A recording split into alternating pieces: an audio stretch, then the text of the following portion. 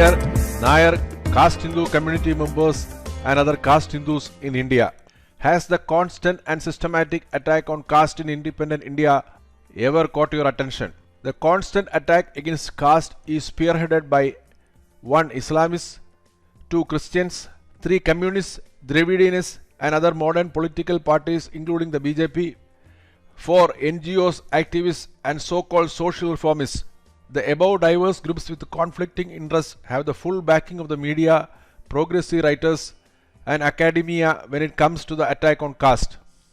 Ideologically, they have found common ground in their condemnation of caste. They all share the same view that caste and Hinduism which sustains it is based on inequality. This inequality card, they use it to their advantage to create cleavage between the hierarchically located Hindu caste groups. Promising social equality, they lure the lower caste and Dalits to their side by religious conversions and ideological indoctrinations. Let us consider some real examples here. In this interview, the Dravida Kazhagam leader Mr. Veeraswamy says that Dravida Kazhagam is in opposition to Hinduism. He says, Dravidianism is opposed to the principles of Hinduism and hence it has been interpreted as being anti-Hindu. The basic singularity of the Hindu philosophy is inequality. Religion thrives on inequality, the caste system and untouchability. The Dravidian movement was brought about to eradicate it. Thus we can see that Dravida Kazhagam has taken root and grown in Tamil Nadu soil by harping on the inequalities within the caste system. In the second example, it is claimed by a Dalit outfit in Tamil Nadu called Tamil Puligal that 400 Dalits from Coimbatore had converted to Islam because that religion guaranteed them equality. Islamists and Christians are successful in convincing Dalits and lower caste that their religion is egalitarian. Being thus deceived, they convert to these religions. In this third example, consider this article which appeared in the French Catholic daily La Croix International on January 7, 2020. It is written by Reverend Valsan Tambu, who was the principal of St. Stephen's College, Delhi from 2007 to 2016. This Christian priest of the Protestant Church of South India has denounced caste and portrays it as the root of all social evils of Hindu India. He says, the caste system institutionalized de facto slavery for a majority of our people, many of whom have still not, after generations, recovered from its life-degrading devastation and depravity. The caste system also rejected and deprecated the idea of equality. It is founded on ineradicable, religiously sanctified inequality, which is deemed besides basic to social stability. Here this Christian priest thus tries his best to kill two birds, that is caste and Hindu religion, with one stone. In this context, it needs to be mentioned that the Protestant Christian priest is entirely wrong about slavery in India. The late historian R.S. Sharma from the anti-Hindu Marxist table had to acknowledge that slavery did not exist in ancient India. His work Ancient India was part of the NCERT syllabus. In the beginning of chapter 23 titled Legacy in Science and Civilization, Sharma had considered that slavery or its forms was not practiced nor was it necessary in ancient India. People had labored on their own accord. Missionaries like Valsan Tambu thus spreads falsehoods against caste and Hinduism in the international media. Being a Christian priest, he is getting paid to churn out malicious propaganda against caste and Hinduism. There are many others like him engaged in systematic propaganda against caste with the intention of grabbing the attention of the international community and media. In the above mentioned article, Mr. Valsan Tambu also brings to notice the two predominant historical influences on the formation of the Indian Constitution. He says, the two predominant historical influences on the formation of the Indian Constitution are the American War of Independence and the French Revolution, both of which were strong in their Christian underpinnings.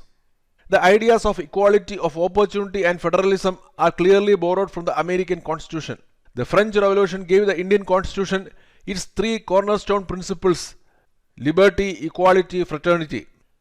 There is substance in missionary Valsan Tambu's arguments regarding the Christian underpinnings of the Indian Constitution. He implies that the Christian worldview which had guided the French and American Revolution are the same guiding lights of the Indian Constitution. The Indian Constitution's preamble contains the three cornerstone principles: liberty, equality and fraternity from the French Revolution. According to Wikipedia, the preamble to the Constitution of India is a brief introductory statement that sets out guidelines which guide the people of the nation. It presents the principles of the Constitution and further indicates the source from which the constitutional document derives its authority and meaning. The hopes and aspirations of the people are described in it. The preamble can be referred to as the preface, which highlights the entire Constitution. Thus, those borrowings of the Indian Constitution from France and America are having its origin in Christianity. And we caste Hindus must hang our heads in shame, considering that the preamble of the Constitution, which is its keystone, is based on a degenerate Christian worldview. The Indian Constitution should essentially be based on Indian civilizational knowledge, experience and values. This is an essential requirement for it to be qualified as a guiding light for the people of this great country. But instead, what is timeless and invaluable were discarded and substituted with an impractical, illogical and deceptive Christian worldview. Thus, the modern Indian Constitution is disgraceful for the Indian people. Further, the Indian Constitution is itself not secular but Christian, and we caste Hindus are fooled into believing its secular credentials. The folly of the Christian worldview is sensibly explained by Swami Vivekananda. 54 years prior to the adoption of the Indian Constitution and more than 100 years after the French Revolution, around 1895, Swami Vivekananda had critiqued freedom and equality emanating from the Christian worldview. The subject is treated in detail in his essays about Karma Yoga. This forms a part of Volume 1 of the collected works of Swami Vivekananda. It is a puzzle how learned Hindu Indians had overlooked this for the past 125 years. While debunking freedom in this temporal world, he said that Christians and Muslims are degenerate. Similarly, he dismissed equality as a Christian and Islamic delusion bordering on schizophrenia. The relevant extracts from his essays are given here. About freedom, he had said the following: "So you see how childish it is to expect a continuation of this universe, the creation of our minds, and to expect to go to heaven, which after all must mean only a repetition of this world that we know. You see at once that it is an impossible and childish desire to make the whole of infinite existence conform to the limited and conditioned existence which we know.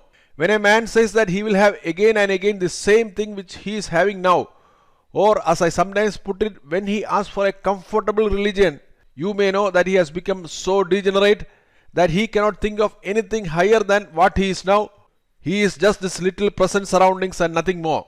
He has forgotten his infinite nature, and his whole idea is confined to these little joys and sorrows and hard jealousies of the moment. He thinks that this finite thing is the infinite, and not only so, he will not let his foolishness go. To acquire freedom, we have to get beyond the limitations of this universe. It cannot be found here. Perfect equilibrium, or what the Christians call the peace that passeth all understanding, cannot be had in this universe, nor in heaven, nor in any place where our mind and thoughts can go, where the senses can feel, or which the imagination can conceive. No such place can give us that freedom, because all such places would be within our universe, and it is limited by space, time and causation." Now, when Vivekananda analyzes equality in his next essay titled "The Ideal of Karma Yoga," he is direct in his attack on Christianity. By pointing out that initially the Greek and Roman slaves only got attracted to Christianity, he implies about its no-brainer quality. A small part of the relevant portion from the above essay is given here. The next idea we take up is the idea of equality. These millennium ideas have been great motive powers to work. Many religions preach this as an element in them, that God is coming to rule the universe and that then there will be no difference at all in conditions. The people who preach this doctrine are mere fanatics, and fanatics are indeed the sincerest of mankind. Christianity was preached just on the basis of the fascination of this fanaticism, and that is what made it so attractive to the Greek and the Roman slaves. They believed that under the millennial religion there would be no more slavery, that there would be plenty to eat and drink, and therefore they flocked round the Christian standard. Those who preached the idea first were of course ignorant fanatics, but very sincere. In modern times, this millennial aspiration takes the form of equality, of liberty, equality and fraternity. This is also fanaticism. True equality has never been and never can be on earth. How can we all be equal here? This impossible kind of equality implies total death. What makes this world what it is? Lost balance. Absolute equality, that which means a perfect balance of all the struggling forces in all the planes, can never be in this world. Before you attain that state, the world will have become quite unfit for any kind of life, and no one will be there. We find therefore that all these ideas of the millennium and of absolute equality are not only impossible, but also that if we try to carry them out, they will lead us surely enough to the day of destruction. It is fascinating to note that Swamiji had spoken about millenarian fanaticism in 1895. Swamiji had also echoed the actual findings of the 2nd century Greek philosopher Celsus. Celsus had recorded that millenarian fanatical preachings of Christianity made it so attractive to the Greek and Roman slaves that they became Christians. We caste Hindus are thus duty bound to check the spread of the Christian religion and its corresponding worldview in India to protect our countrymen from becoming degenerate with a slave mentality. Millenarian fanaticism emanating from Christian apocalyptic traditions had been studied in detail by Professor Norman Cohen of University of Sussex. His scholarly work on this subject titled The Pursuit of the Millennium was published in 1956. As per him, millennium expectations of the poor gets transformed into social unrest and violent movements. Drawing on a huge variety of contemporary sources, this unique and compelling book tells the story of the millenarian fanaticisms of the Middle Ages and points to the persistence in the modern world. These millenarian ideas, which are also the source of communist ideology, are the cause of social revolution and violence in many societies across the world. Caste Hindus, be aware that those opposing and attacking Hinduism justify their actions by rolling out their grandiose, foolish and impractical plans to establish equality in this world. Amongst the diverse groups mentioned in the beginning, Christians and Muslims believe that equality amongst men on earth is an essential condition for Christ's second coming and also the final judgment day. If inequality persists anywhere in the world, the second coming of Christ or judgment day of Muslims will be delayed. Christians and Muslims are taught to believe that caste based on Hinduism is the main reason for inequality in India. So these believers are duty bound to annihilate both caste and Hinduism in India, thus preparing the ground for end of times conditions, which is absolutely essential for the second coming of Jesus or judgment day. The second coming and judgment day concept is the dogma of Semitic or Abrahamic religions, which we are not bound to respect or follow. Therefore, resist the attack on caste and Hindu religion by the ignoramuses of this world. Further, it must bother us caste Hindus that millennium ideas having Christian origins are the guiding light of our constitution. Time has come for the caste Hindus to unite and jointly work to exorcise these Christian dogmas from the Indian constitution. The impractical and foolish Christian dogmas in our constitution amounts to cheating the people of India. And we must also strive to remove the word secular from the Indian constitution, since we caste Hindus are ever non-secular and secular implies a disbelief in God. Jai Hind.